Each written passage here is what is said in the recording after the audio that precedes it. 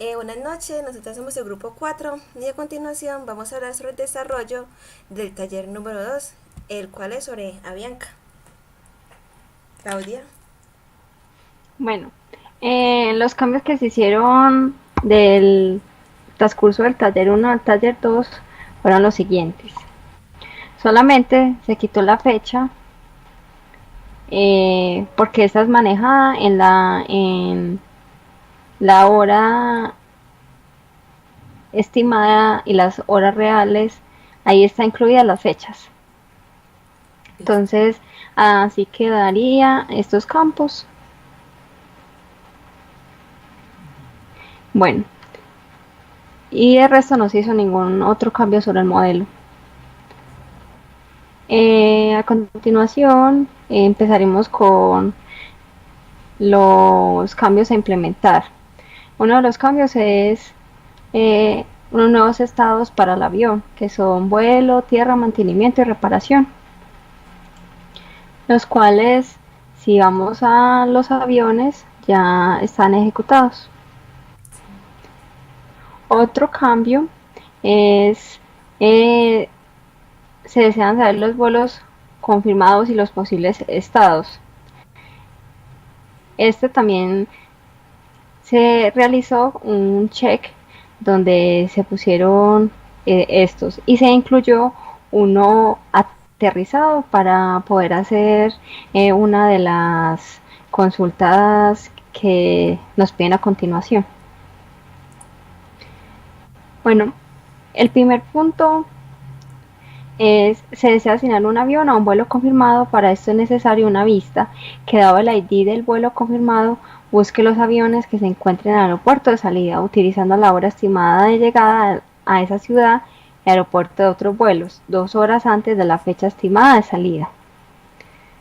Para esto se realizó la siguiente vista,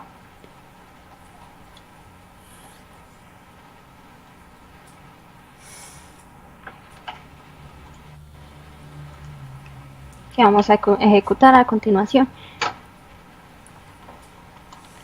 Esta vista, eh, en pocas palabras, lo que hace es buscar la ciudad donde se encuentra ese vuelo y luego el aeropuerto de origen del itinerario programado. Como dice acá, se debe buscar los aviones en un vuelo programado según la corrección que nos hizo el profesor Andrés por correo.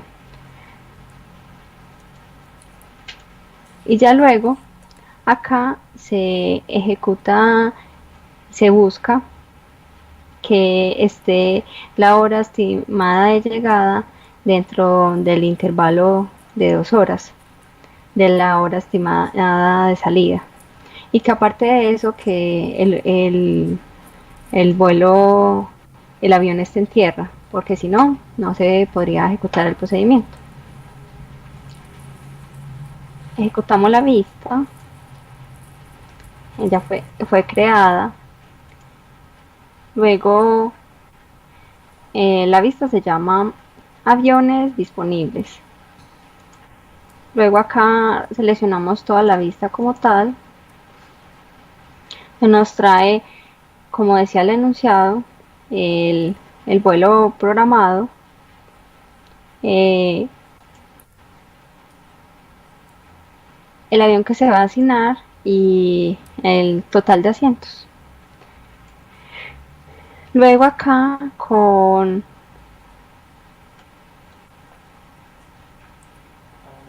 el vuelo programado número uno, vemos cuáles son los vuelos que en itinerario están en estado programado, que luego son los que se va a pasar según el procedimiento 2 a hacer el proceso para que quede uno de ellos en confirmado, según lo establecido en la vista, que es que esté en el intervalo de 2 horas.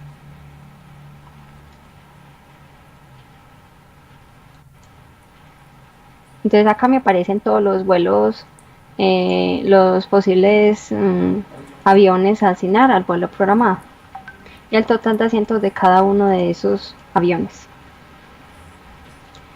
Bueno, en el punto 2 nos dicen que realice un procedimiento almacenado que programe la tripulación del vuelo 5 horas antes del vuelo, así.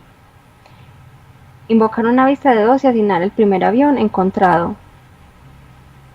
Con la información del vuelo debe asignar el piloto y el copiloto. Para la simplicidad del ejercicio, busque los pilotos que se encuentran activos, que tienen al menos 2 horas de descanso y se encuentran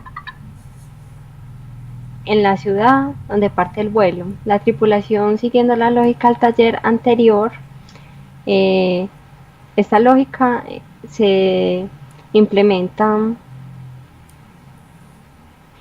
en el número de las cantidades de las sillas y la asignación de los TCP según esta cantidad y según el avión. También por la simplicidad del ejercicio se debe buscar los auxiliares de vuelo que tienen al menos 2 horas de descanso, que están activos y se encuentran en la ciudad donde parte el vuelo. Y ya luego se debe utilizar el estado de vuelo de programado a confirmado.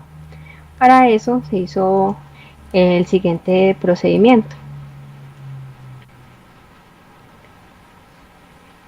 Vamos a ejecutarlo.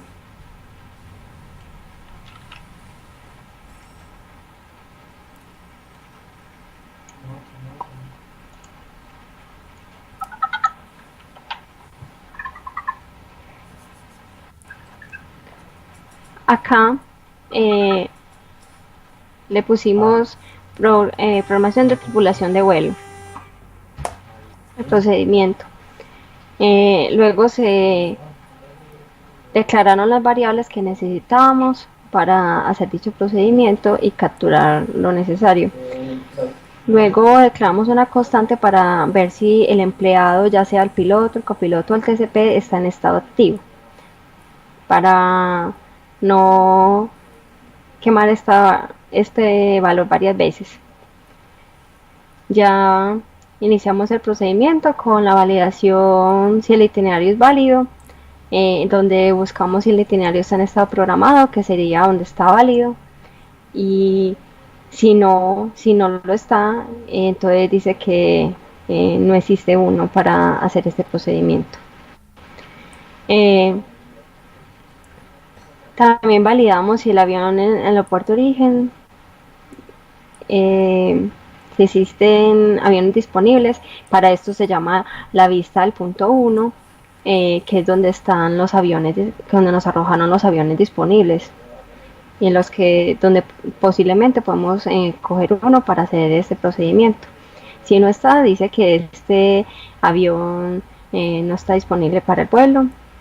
Luego vamos a buscar la ciudad actual donde se encuentra este avión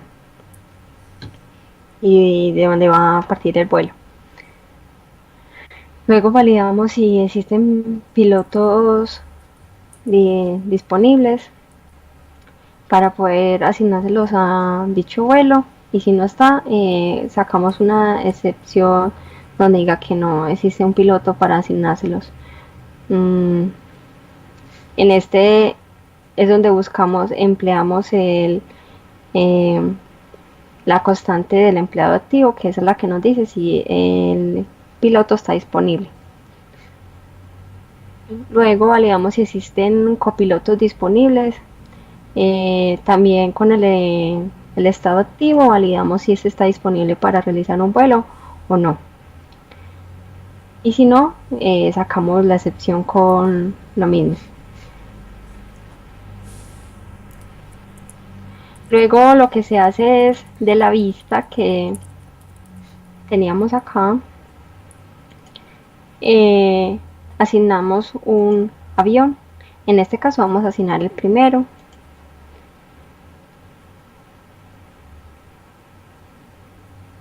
Y nos dice el avión disponible y el total de asientos del avión que están disponibles.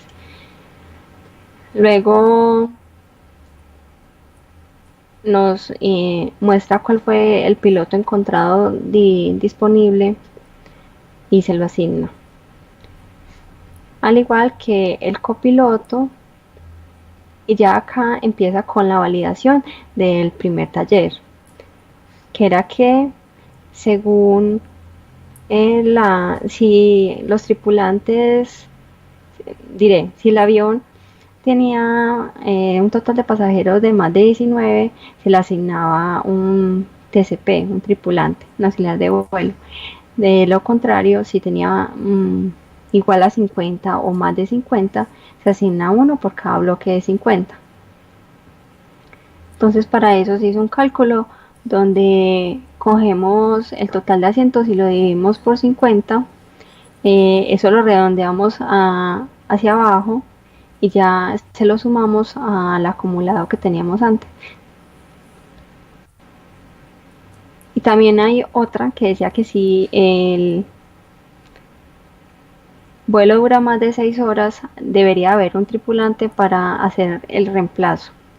Entonces al total de tripulantes que teníamos antes se le suma uno que sería ese reemplazo. Entonces aquí no muestra el total de tripulantes por asiento, que en este caso requiere el itinerario.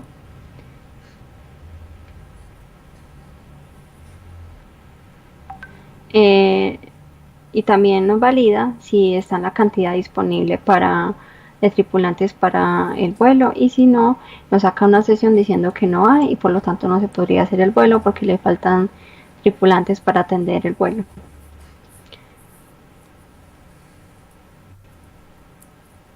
Aquí asignamos los empleados al itinerario y actualizamos el itinerario de estado confirmado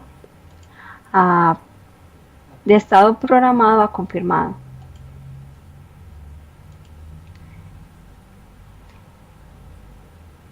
Listo, vamos a ejecutar este procedimiento.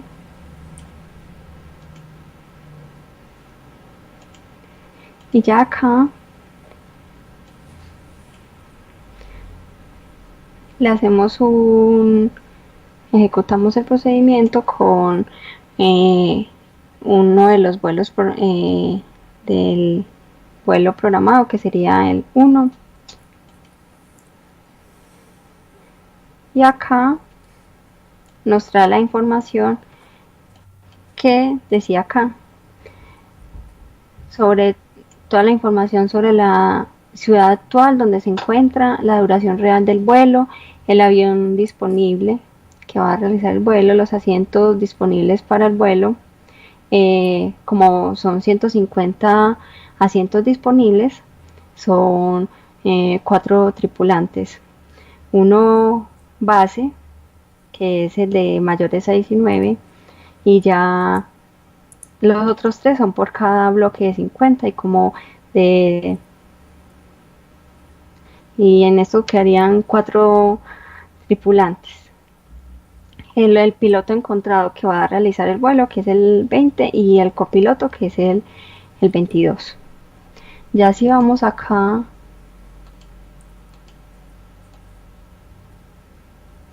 nos muestra toda la información de los asignados, que es el avión 9, el copiloto el 22, el piloto el 20,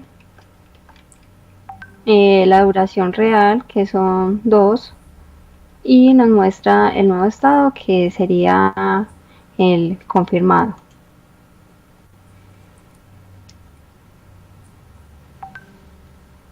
También en la programación de los tripulantes vamos a poder visualizar cuáles fueron los asignados a este itinerario, que serían estos 4, tal cual como dice acá que fueron los asignados con su respectivo ID de empleado.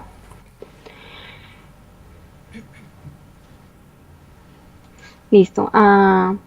Y ya a continuación tenemos punto 3. Listo. Vamos a proceder con la solución del punto 3.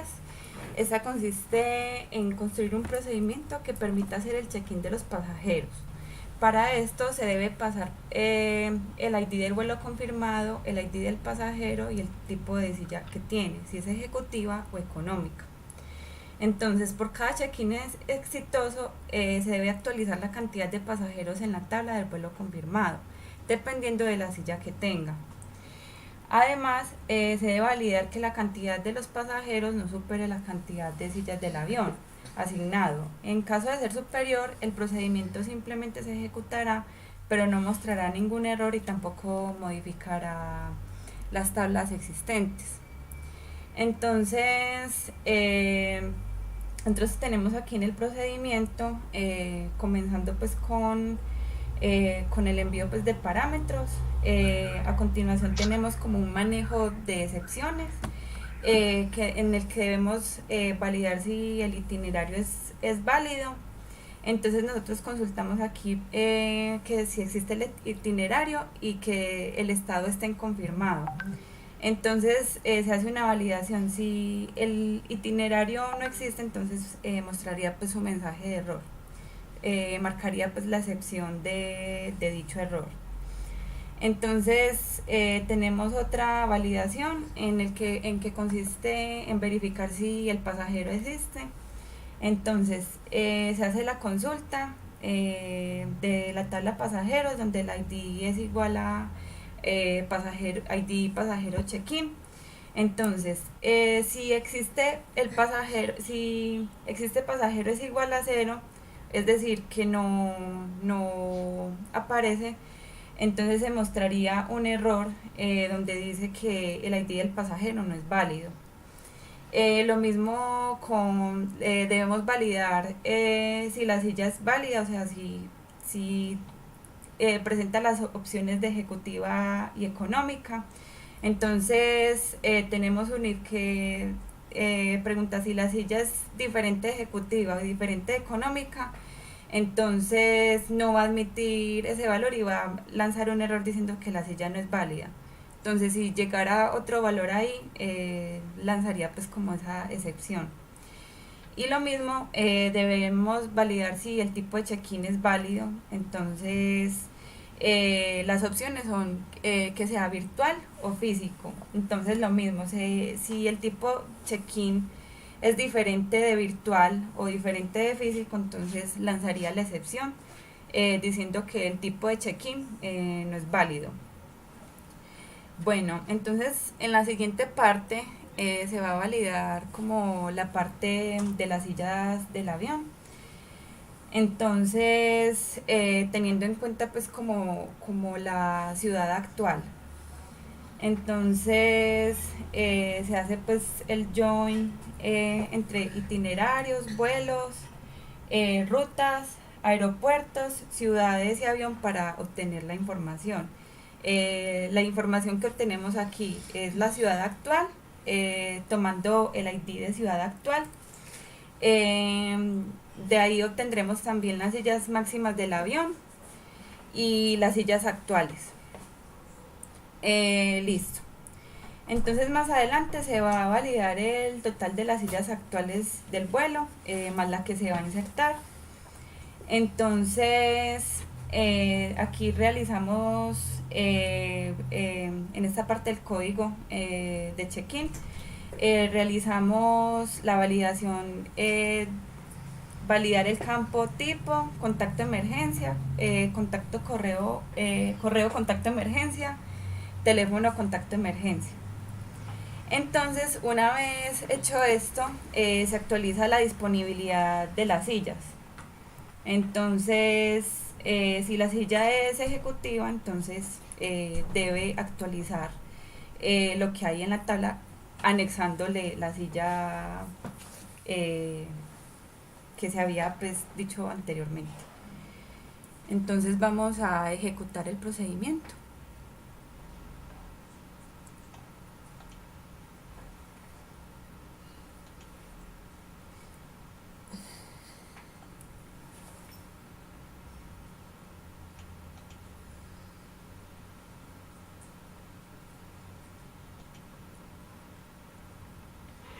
Aquí se va a ejecutar el procedimiento ingresando los datos que recibe por defecto. En este caso será físico, pongamos que es económica. Miremos primero aquí en económicas cuánto había, que la clase económica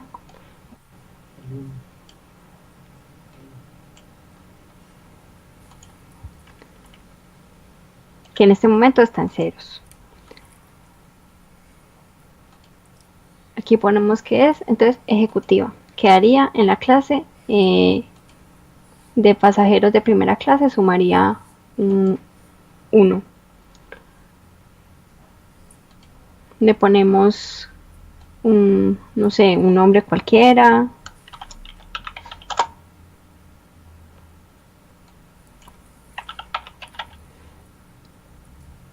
Y aquí podemos digitar cualquier para este caso. Ejecutamos el procedimiento con estos parámetros.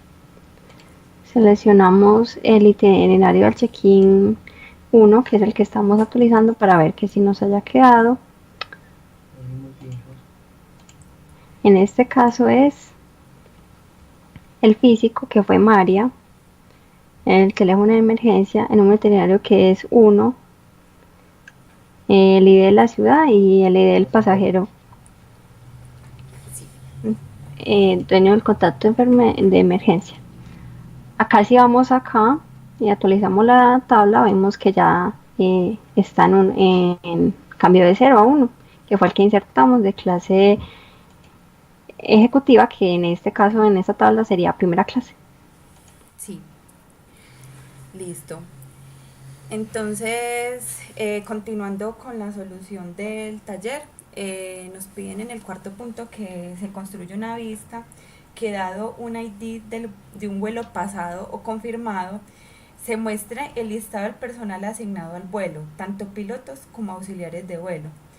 Debe haber una columna que identifique quién es el piloto, quién es el copiloto y quiénes son los auxiliares de vuelo. Entonces, para dar solución a esto, él busca al tripulante del itinerario que esté confirmado y él muestra la lista de los pilotos como auxiliares de vuelo y copiloto. Entonces, aquí se hace pues el join, que saque de itinerario los estados tanto confirmado como aterrizado.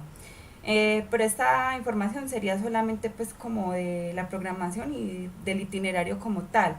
Entonces, para que muestre, para que le asigne, por decirlo así, esta información al personal del vuelo, que son tanto pilotos como copilotos, entonces se utilizó el union, que es como para combinar las consultas en un único resultado. Entonces aquí tenemos un union que hace la consulta del piloto, si es confirmado o aterrizado, y se une con esta consulta que es de la información del copiloto, para verificar si es confirmado o aterrizado. Entonces, de esta forma tendríamos en dos consultas un único resultado que muestre la información pedida. Entonces vamos a ejecutar dicho consulta.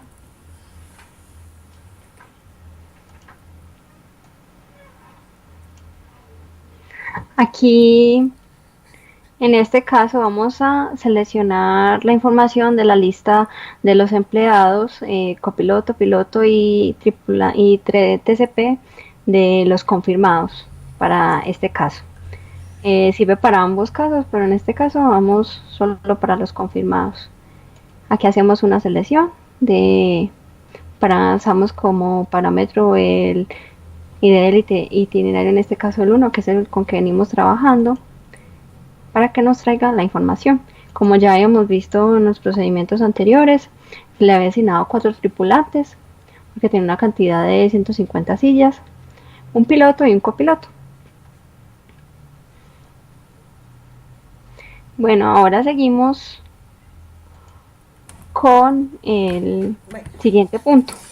bueno, pues a continuación yo les voy a hablar del quinto punto, el cual dice que construya una vista que dado un aeropuerto origen y un aeropuerto destino ruta, muestre todos los vuelos programados, desde el momento en que se está ejecutando el query hasta 2 semanas. Después, debe mostrar el número del vuelo, la hora y la fecha de programa de salida. Entonces lo que se hace es que se crea una vista con el nombre vuelos por origen destino, en el cual se selecciona pues el ID del itinerario y entonces se hace un join entre el itinerario y las rutas a través del ID. Entonces lo que se hace es que en el where se busca la hora estimada de salida, la cual le pertenece a rutas y pues de cierto modo lo que hicimos fue que las 2 semanas se quemaron con más 14. Entonces ahora procedemos a ejecutar la vista.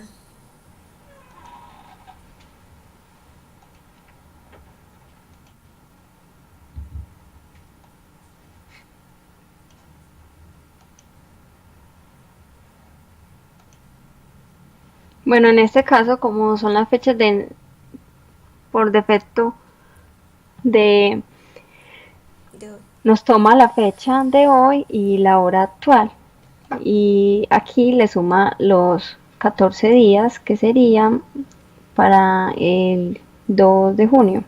Nos traería información hasta esa fecha.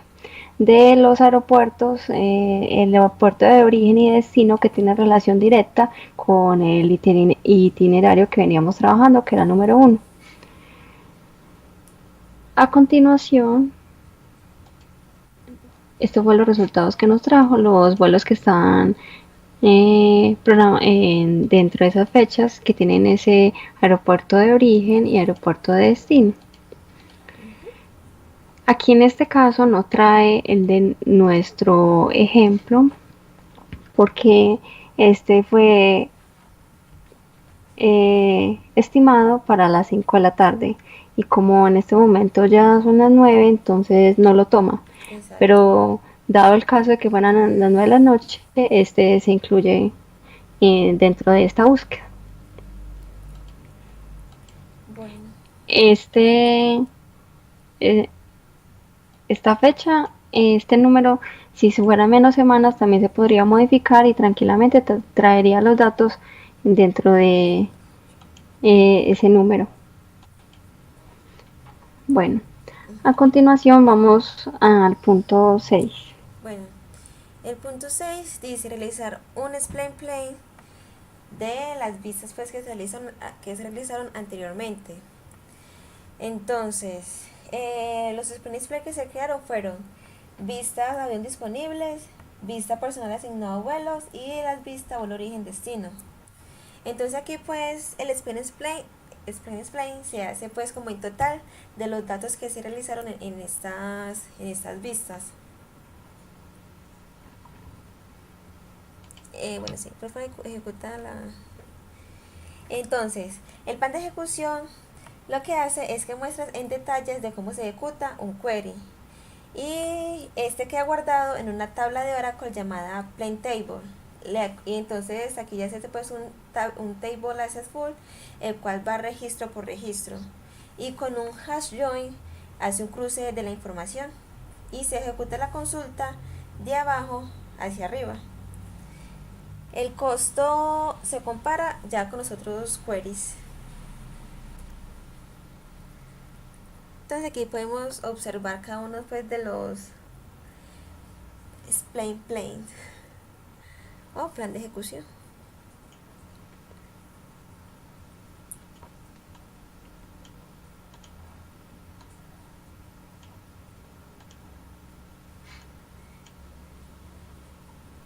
Este también nos dice que tan óptima es la consulta y cuánto nos está costando lanzarla. En este caso de las vistas que era las que queríamos saber esta información. Aquí está la última.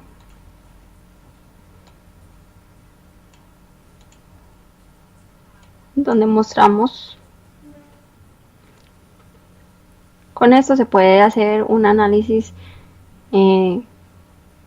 de dicho consumo y ver si se puede mejorar de alguna forma para tener un mejor rendimiento y menos consumo de memoria.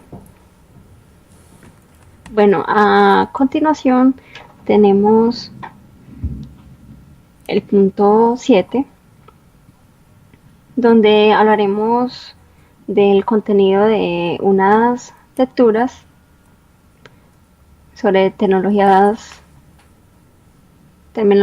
con terminología técnica. Listo, entonces mi compañera Wendy va a comenzar con La lectura sobre Uber. sobre Uber. De por qué este se cambió de Postgres a MySQL. Entonces, pues inicialmente la arquitectura de Uber consistió en una aplicación de backend escrita en Python, la cual usaba Postgres, pues para la persistencia de sus datos. Pero la arquitectura de Uber cambió pues significativamente, ya que Uber decidió implementar un modelo de microservicios y una plataforma de datos. Pues entonces, bueno, donde ellos utilizaban Postgres, ahora utilizan schemas, la cual es una capa de creación de datos construida pues en MySQL. Entonces, pues ahora les voy a hablar sobre la arquitectura que tiene Postgres. Entonces, la arquitectura de Postgres posee muchas limitaciones en cuanto a la arquitectura insuficiente para escribir, es ineficaz para la replicación de sus datos, tiene problemas con la corrupción de las tablas, es pobre en cuanto a la réplica de soporte MVCC, el cual es un control de concurrencias para múltiples versiones de Postgres. Pues también es dificultad pues para actualizar a lanzamientos más nuevos. Entonces, en el artículo se hace pues como un análisis que compara gráficamente la representación de los datos que se manejan en Oracle y en MySQL, teniendo en cuenta que MySQL representa los mismos datos con su motor de almacenamiento y no DB, el cual es una base de datos transaccional de código abierto, conforme a SIT, con capacidad de realizar commits, rollback y la recuperación de fallas. Hay que tener en cuenta que el análisis que ellos hicieron de Postgres es a través de la versión 9.2. Entonces, pues ahora se va a hablar sobre el formato en el disco. Entonces, pues una base de datos relacional debe realizar algunas tareas claves, como lo son proporcionar capacidad de inserción, actualización y eliminación, proporcionar capacidades para realizar cambios de esquemas, implementar un mecanismo de control de ocurrencia multidiversión, el cual es en BBC, el cual sirve para que las diferentes conexiones que tenga una vista transaccional de los datos con los que trabajan. Entonces, pues uno de los aspectos principales e importantes del diseño de Postgres es que la fila de datos es que tiene pues una fila de datos inmutables, las cuales se llaman tuplas. Estas tuplas identifican de forma única, por lo que se llaman CTAD. Pues un CTAD representa la ubicación en disco, es decir, el desplazamiento del disco físico, pues para una tupla. Múltiples CTADs pueden describir una sola fila. Una colección de tuplas organizadas forman una tabla. Las tablas tienen índices que están organizados como estructura de datos, los cuales son llamados bit trees, que estos son árboles equilibrados. Los CTAD son transparentes para los usuarios, pero conocer su funcionamiento ayuda a comprender la estructura en disco de las tablas de Postgres. Entonces, pues de cierto modo a continuación, pues ellos dan como un ejemplo de una tabla de usuarios básicos, la cual tiene el ID, el first name, el last name y el birthday, ¿cierto? Birthday. Y ya, pues cierto. Entonces, los IDs se mapean con los CTADs. Y lo mismo sucede con los índices secundarios cuando, por decir, los índices secundarios. Entonces, cada índice secundario también se mapea pues con un CTAD. Bueno, sí, con un CTAD. Entonces, pues digamos que para actualizar estos registros de la tabla, lo que se hace es que se agrega una nueva tupla a la tabla, porque como bien ya le hemos mencionado, las tuplas son inmutables. Y esta nueva tupla tiene un nuevo CTAD opaco. A este nuevo CTID se le pone un nombre pues para poder distinguir entre el nuevo y el viejo registro. Entonces, pues Postgres usa un campo que contiene la versión de fila para determinar qué tupla es la más reciente. Pues este campo adicional permite a la base de datos determinar qué tupla de la fila sirve para una transacción que no puede ver la última versión, el cual se llama replicación. Bueno, entonces, ahora vamos a hablar sobre la replicación. Dice, cuando insertamos pues una nueva fila en una tabla, Postgres necesita replicar esta tupla. Entonces, si la réplica de transmisión es, si la replicación de transmisión es habilitada para fines de recuperación de fallos, pues la base de datos ya pues mantiene como un registro de escritura anticipada, el cual se llama WAL, y lo utiliza para implementar la confirmación de dos fases. La base de datos debe mantener este WAL incluso cuando la replicación de transmisión no esté habilitada por el WAL. Y permite los aspectos de atomicidad y durabilidad de ACID. Bueno, entonces, pues cada base de datos cada base de datos de réplicas actúa como si se tratara de una recuperación de fallos, aplicando constantemente las actualizaciones igual de las mismas. Entonces, la única diferencia entre la replicación de transmisión y la recuperación real es que las réplicas en el modo espera activa presentan consultas de lectura, mientras se aplica el WAL de transmisión. En cambio, una base de datos de Postgres, que en realidad está en modo de recuperación, se niega a atender estas consultas hasta que la instancia de la base de datos finaliza el proceso de recuperación. Entonces, pues el WAL está diseñado para la recuperación de fallos. Contiene información de bajo nivel sobre las actualizaciones en discos. Pues el contenido del WAL está a nivel de la representación real en disco de tuplas y los CTIDs. Entonces, pues ahora le voy a hablar sobre las consecuencias que tuvo el diseño de Postgres en Uber. Pues uno fue escribir amplificación. Dice pues que el primer problema pues con el diseño de Postgres se conoce en otros contextos como amplificación de escritura. Normalmente la amplificación de escritura se refiere a un problema con la escritura de datos en discos CCD. ¿Qué son los discos de estado sólidos? Pues en Postgres una pequeña actualización lógica se convierte en una actualización mucho más grande y costosa cuando se traslada pues a la capa física. Ahora voy a hablar sobre la replicación. Entonces, este problema de amplificación se produce en el nivel de los cambios en el disco, pues en lugar de replicar un pequeño registro lógico, el problema de amplificación de escritura también puede generar problemas de amplificación de replicación, ya que esta ocurre dentro de un solo centro de datos. Los anchos de banda en teoría pues no deberían generar ningún problema, pero los buenos equipos e interruptores de red pueden manejar una gran cantidad de ancho de banda y muchos proveedores de hosting ofrecen pues ancho de banda de centros de datos gratuitos y hasta baratos. Sin embargo, cuando la replicación debe ocurrir entre los centros de datos, los problemas pueden escalar rápidamente.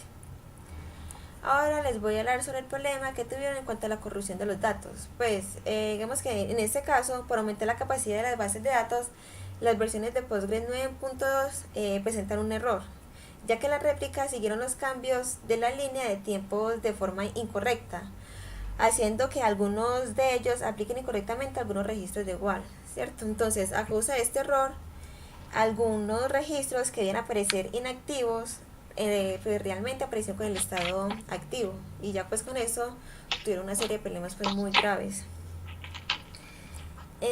Ahora les voy a hablar sobre las réplicas de el MVCC. Pues que como tal Postgres no tiene pues una verdadera o legítima réplica de soporte en MVC. El hecho de que esta réplica se aplique las actualizaciones de WAL da como resultado que tengan una copia de datos en discos idéntica a la maestra en cualquier punto en el tiempo. Entonces, Postgres necesita mantener una copia de las versiones de filas antiguas para MVC, debido a que, por ejemplo, si una réplica en transmisión tiene una transacción abierta, las actualizaciones de las bases de datos se bloquean si afectan a las filas que la transmisión mantiene abiertas. Entonces lo que hace Postgres es que pausa como el hilo de la aplicación WAL hasta que la transacción se haya pues terminado. Otros problemas que tuvieron fueron con las actualizaciones de Postgres, ya que los registros de replicación funcionan en el nivel físico, pues no es posible replicar datos entre diferentes versiones de Postgres. Entonces, una base de datos maestra que se ejecuta en Postgres 9.3 no va a ser lo mismo al ejecutarla en una versión de 9.2 y así sucesivamente. Entonces, pues una forma en la que ellos actualizan las versiones de Postgres es que cierran la base de datos maestras, ejecutan un comando llamado pg upgrade en el maestro, luego comienzan el maestro pues de nuevo, crean una nueva instancia del maestro, limpian cada réplica y resulta la nueva, restauran, perdón, la nueva, puede decir, la nueva instancia desde el maestro de la réplica. Ya pues vuelven a colocar cada réplica. La jerarquía pues, de la replicación. Bueno, entonces vamos a continuar con la siguiente. Por los siguientes pues errores que tuvieron, que fue en la representación del disco, bueno ya, sorry. Ahora vamos a hablar de la arquitectura de MySQL. Entonces, pues la representación Bueno, la representación en el disco de InnoDB. Pues al igual que Postgres, InnoDB también admite funciones como MVCC y datos mutables. Entonces, pues una de las diferencias más notables e importantes es que mientras Postgres utiliza pues correlaciones directamente, hace los registros de un índice con las ubicaciones en el disco y no debe mantener una estructura secundaria. Aquí los registros del índice secundario de InnoDB tienen un puntero, pues tienen un puntero al valor de la clave primaria. Por lo tanto, un índice secundario en MySQL asocia claves de índices con claves pues primarias. Pues InnoDB tiene una pequeña desventaja con respecto a Postgres, ya que cuando realiza la búsqueda secundaria de claves debe buscar dos índices, pues con InnoDB, a comparación con Postgres, ya que este realiza la búsqueda con un solo, con un solo índice. Pues otro punto a tener en cuenta es que las actualizaciones de las filas solo se necesitan actualizar los registros del índice que la actualización de la fila realmente modificó, ya que esos datos están normalizados. Entonces, si las transacciones antiguas necesitan hacer referencias a una fila, a los efectos de MVC, MySQL copia la fila anterior en un área especial denominada pues segmento de reversión. Pues MySQL hace que todas las filas que son elegibles para ser aspiradas estén disponibles directamente en el segmento de reversión, mientras que el proceso de autovacuum de Postgres tiene que realizar exploraciones de tablas completas para identificar las filas eliminadas. MySQL tiene múltiples nodos o formas de replicarse. El primero es la replicación basada en extractos. En extracto replica instrucciones lógicas de SQL. Esta suele ser más compacta, pero puede requerir réplicas para actualizar pequeñas cantidades de datos. El segundo es la replicación basada en filas. Aquí se replican pues registros de las filas alteradas. Esta aplicación es más similar a la replicación WAL de Postgres, solo que la replicación en filas es más detallada y da como resultado actualizaciones más predecibles y eficientes en las réplicas. Y el tercero es ya la agrupación de los dos. Entonces, pues una de las ventajas también que tiene MySQL es el grupo de almacenamiento interno. Pues dice que aquí pues el funcionamiento del almacenamiento en caché es diferente a los de las bases de datos.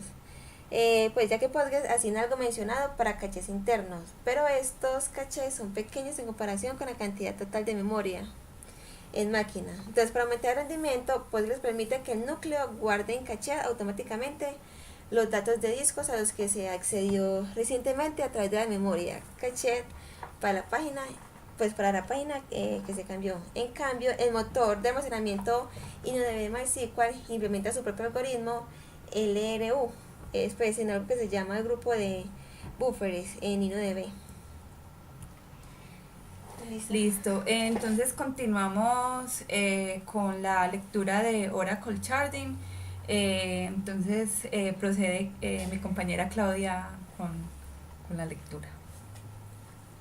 Bueno, en esta vamos a definir qué es, cuál es el objetivo de esta, cuáles son sus componentes, cómo se distribuye y las desventajas que tiene este modelo.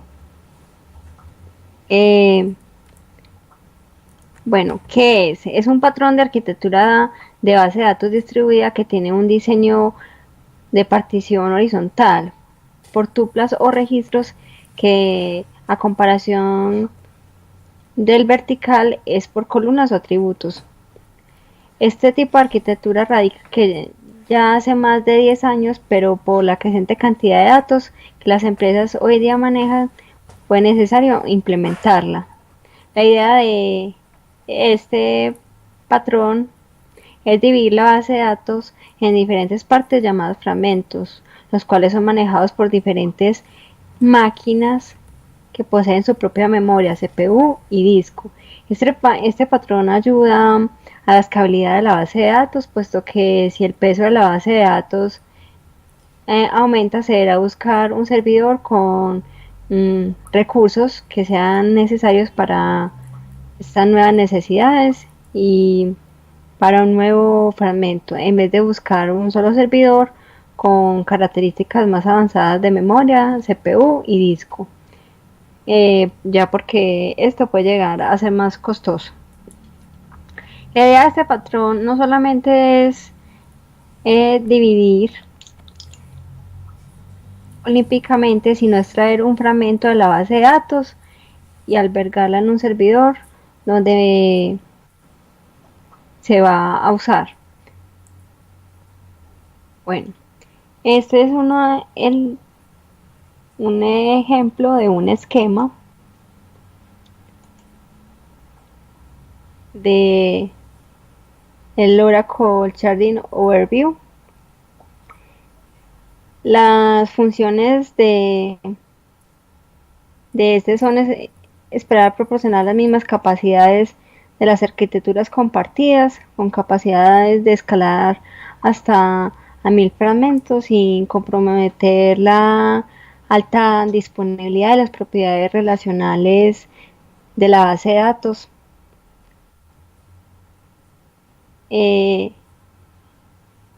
Este tiene está conformado por unas combinaciones como es pool de conexión, software de fragmentación GSM, partición y Oracle Database. Es totalmente compatible con ANSI, al igual que con otros sistemas de base de datos relacionales. Esto podría ser un gran avance para ser más ágil debido a su esquema. Los componentes de este son bases de datos fragmentadas, que son una única base de datos lógica de Oracle que está dividida horizontalmente en un conjunto de bases de datos físicas que no comparten ni el hardware o software. El esquema de esta base de datos está particionado a otras bases de datos, como se muestra acá en la imagen. Tiene fragmentos que son bases de datos físicas independientes de Oracle que alojan un subconjunto de bases de datos fragmentadas, como se muestra en el esquema. Tiene un servicio global que proporciona el acceso a la base de datos fragmentada y maneja la implementación de servicios generales a una distribución de un servicio.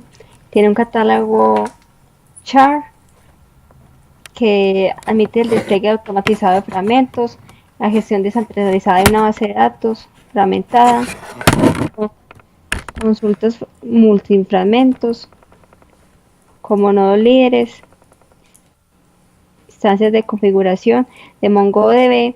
Tiene directores char, escuchas de red que permiten un enrutamiento de conexión de alto rendimiento basado en claves de sharding. Tiene grupos de conexiones e interfaces de gestión. ¿Cómo se distribuyen los datos? Los datos se distribuyen mediante columnas que se deben especificar como la clave de distribución, la cual puede ser hash o lista con metadatos y una tabla que se queda con múltiples fragmentos con particiones de distribución uniforme a cada fragmento. Las desventajas de este son mayor complejidad del SQL, errores aumentados porque los desarrolladores tienen que escribir SQL con consultas más complejas en lógica fragmentada, como en caso de los joins. Tiene un sharding de introduce complejo para que es el encargado de la fragmentación y gestiona la integridad que puede fallar. Tiene un único punto de falla que puede darse por problemas de red, de hardware o el sistema cuando se provoca un fallo en alguna tabla. Un servidor de conmutación por errores más complejos. Los servidores de conmutación por errores deben de tener copias en los paquetes de fragmentación de la base de datos. Tienen copias de seguridad, las cuales son complejas debido a las diferentes particiones individuales que se deben coordinar con las copias de seguridad de las otras particiones. Tiene un catálogo char, que es una base de datos de Oracle de propósito especial que trae permanente los datos de la configuración de la base de datos fragmentada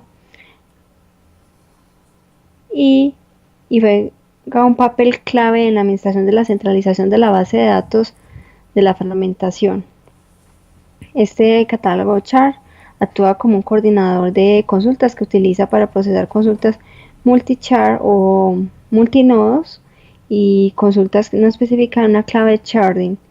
Tiene un char director que es una implementación específica del administrador de servidores globales que actúan como un oyente regional de los clientes que se conectan a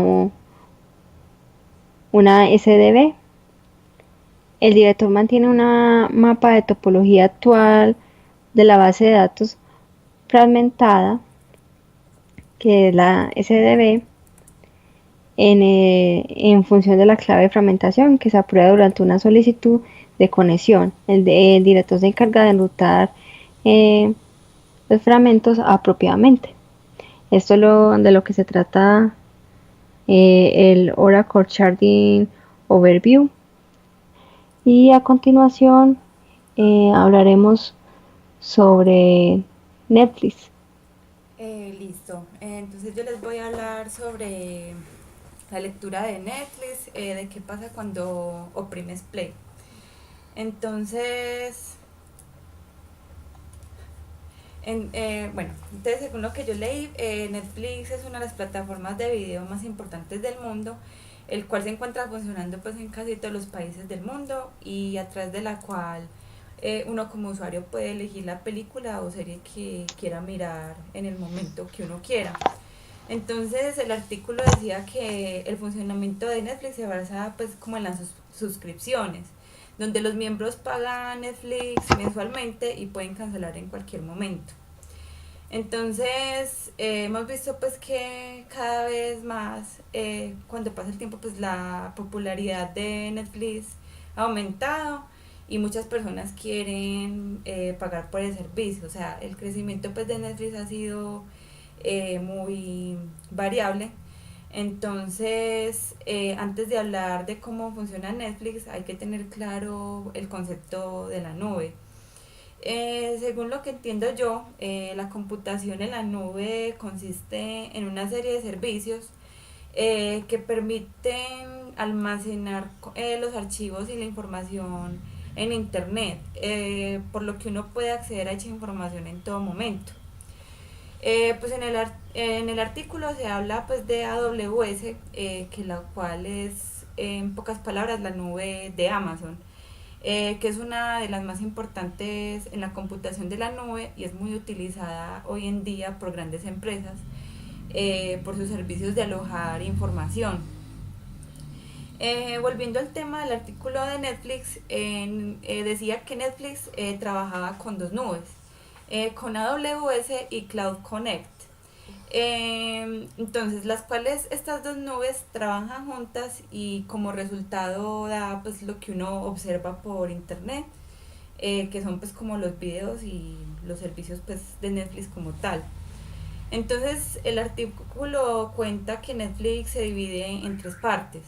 El cliente, que es como la interfaz del usuario, es lo que, o sea, es donde yo accedo a los servicios, o sea, la aplicación móvil, la página web, la aplicación del Smart TV, donde pues interactúa básicamente pues con el servicio. El backend o el servidor es como todo lo que sucede antes de darle el play al video, es decir, es como la preparación de que todo se visualice.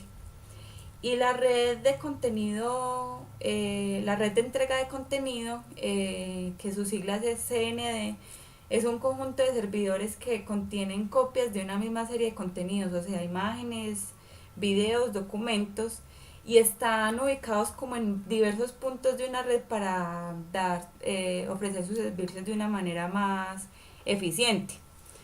Entonces yo estaba leyendo que OpenConnect era el CND personalizado de Netflix. Entonces es ahí donde se almacenan prácticamente pues como los videos de Netflix y esto se hace pues como en diversos lugares del mundo. Que cuando uno le da play al video, o sea, cuando uno le da play al video, este se reproduce a través de OpenConnect. Entonces, estas tres partes que mencioné anteriormente se integran y el resultado de esta integración es lo que vemos en Netflix. También en el artículo decía que Netflix tenía un centro de datos propio, donde tenían pues puros elementos físicos, o sea, artículos informáticos, electrónicos. Y estos centros de datos eran muy tediosos montarlos y mantenerlos, además pues del gran costo que acarreaba esto. Entonces, esto presentaba pues como algunos problemas de comunicación y cuando ellos tenían centro de datos, pues Netflix no era tan grande. Entonces, una vez creados los centros de datos, hubo un problema pues como en la base de datos, lo cual generó para Netflix un gran problema. Entonces, ahí es donde vieron necesario tomar como una decisión de mudarse a la nube. Era pues como una época donde la nube ya se había establecido en la bueno, sí, bueno, la razón por la cual Netflix se mudó a AWS es porque quería una infraestructura más confiable. O sea, eso quería decir que ellos querían evitar al máximo pues, los fallos del sistema, pues lo que estaba ocasionando con el centro de datos. Entonces, como AWS ofrece bases de datos muy confiables, esto pues fue como uno de los detonantes para que ellos tomaran la decisión de mudarse a la nube. Entonces, como decía antes, pues ellos antes tenían un centro de datos y ellos no siempre habían estado en la nube. Netflix en sus inicios ofrecía sus servicios alquilando DVDs, pero cuando avanzó la tecnología, pues se estableció que el almacenamiento en la nube era pues como la forma más correcta pues de que los usuarios pudieran ver videos en tiempo reales desde sus dos dispositivos, sea móviles, computadores, entre otros. Entonces el proceso para que Netflix se pudiera mudar a la nube pues tardó más o menos como 8 años. Pero en el lapso de esta mudanza pues, a la nube, esto provocó que la cantidad de usuarios aumentara y también obviamente su popularidad. Entonces, gracias a esta migración, pues los usuarios han estado más a gusto con el servicio. Entonces, pues como una de las razones por las que Netflix no falla es porque opera en tres lugares del mundo. Una es en Portland, eh, Virginia y Dublín, Irlanda. Entonces, si en una de estas tres regiones falla, las regiones restantes deben contrarrestar el error y controlar la región fallida. Entonces es por eso que Netflix funciona correctamente. Entonces la probabilidad de que el servicio se caiga es muy poca. Entonces, también leíamos que en la parte de pruebas, lo que ellos hacen es como una prueba, un chequeo mensual para hacer que una región falle a propósito. Entonces ellos monitoreen las fallas y si hubiera una falla total de una región, tendrían que mirar cómo trabajan las otras regiones para ver cómo solucionan ese error y que no afecte a una gran cantidad de usuarios. Otro dato importante es que Netflix, al tener sus servicios en la nube, está ahorrando mucho más dinero que cuando tenía centro de datos, porque implicaba comprar equipos y hacerles mantenimiento. Entonces, también en AWS se maneja pues como lo siguiente: la computación escalable, I2C, y almacenamiento escalable, que es S3. Es decir, que el dispositivo donde se va a ver el video, para ver la lista de los videos y para ver los detalles del video, se comunica con un servicio que se habla con EC2. Entonces también hablaba que tenía bases de datos distribuidas y escalables, es decir, que es una base de datos que se ejecutará en muchas computadoras. Y entonces, a medida que se vayan agregando más computadoras, va a manejar más datos. Entonces, por eso es que en Netflix, en las tres regiones que les había mencionado anteriormente, los datos son replicados en estas tres regiones. Por lo que si en una falla, pues no se va a perder la información y va a continuar como si nada. Entonces también otra característica importante es que Netflix tiene un gran procesamiento, o sea que se recopila una cantidad grande de información, y esta información se analiza para poder responder a unas preguntas específicas. Otra cosa que utiliza Netflix es el aprendizaje automático para mostrar los videos, que entonces es por eso que nosotros cuando observamos en Netflix, ellos sugieren pues como unos videos que nos podrían gustar. Entonces esto se llama pues análisis Big Data. Entonces por eso que lo que vemos en pantalla nos llama tanto la atención, porque son los videos que Netflix predijo que nos gustaba para mostrar los datos. Entonces internamente se hace un proceso de transcodificación, lo cual quiere decir que se convierte el video a un formato que pueda soportar el dispositivo. Entonces, en una parte de la lectura se hablaba que las productoras contactaban a Netflix. Ellos hacían pues sus negocios y ellos entregaban sus videos. Entonces Netflix, el procesamiento de sus videos se daba como por varios pasos. Entonces, primero ellos validan que el video esté en perfectas condiciones, y deben cumplir como con unos criterios muy específicos. Entonces, después tiene que pasar como por una serie de pasos para que esté por usarse. Entonces, esto eh, se toman como los fragmentos del video y ellos se codifican a la vez. Entonces, la idea de estos fragmentos es que todos se vuelvan a unificar y quedan en uno solo. Entonces es por eso que después de este proceso se generan un solo video puede generar muchos formatos, más de 1000 formatos. Ponen un ejemplo de esta serie de Stranger Things, que ellos podía hacer un capítulo, un video, y de ese video salían muchos formatos, que podían ser formatos de idioma, de audio, un formato que soporte en un dispositivo móvil, otro formato que soporte en un Smart TV, entre otros. Eh, bueno, esto es todo pues como